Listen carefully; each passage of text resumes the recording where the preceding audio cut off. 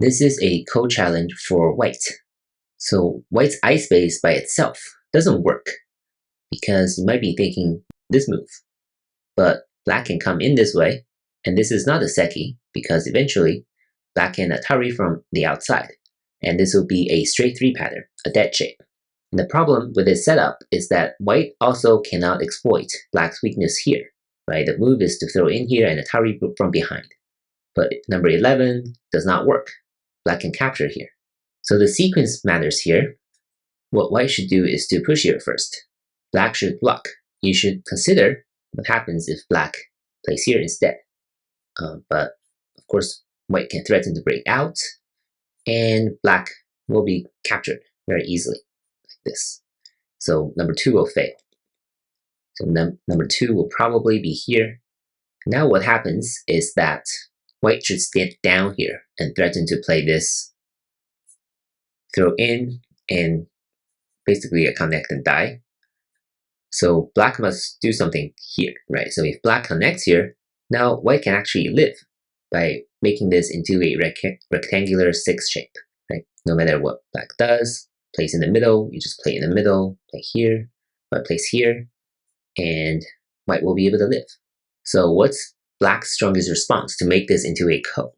And the answer is right here, right? So number 4 is a good move. It's a cutting move. It's threatening these 2 stones. And once again, black does not have number 7 because of number 4.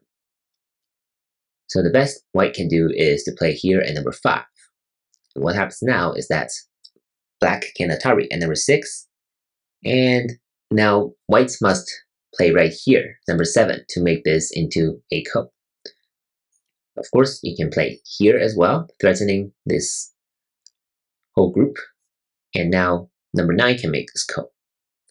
Does it make a big difference? Not really. So now, does white have any local ko threats? You can consider this one, right? If black answers, then white can capture back. If black keeps capturing, what happens now is that white will try to kill these 6 stones. So the stakes are much higher now, and black will Atari and white captures back this way. And after black finds something, white still has this move as a local ko threat, right? This is 2 liberties versus 2, and black will have to Atari from the outside. White will capture back, and the ko will continue like this. So this is actually good for white, right? Because white has 2 local ko threats. So maybe black would just allow white to capture back this way. This way the stakes are much lower, it's better for black. And the ko will continue like this. If number 7 is here, then of course black will capture now.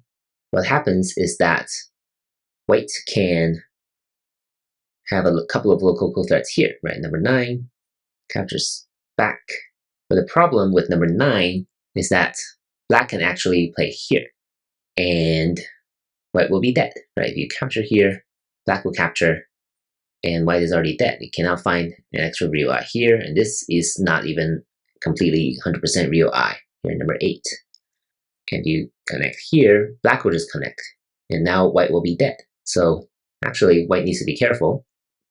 So white should capture here, number 7. Black will connect here, and this will be the ko. White will get to this local ko threat at number 11, and the ko will continue. After 13, the ko threads will all be elsewhere, most likely. Of course, you can argue this is also a local ko threat, so it gets more complicated. Anyway, more complicated than I thought initially. Hope everything made sense.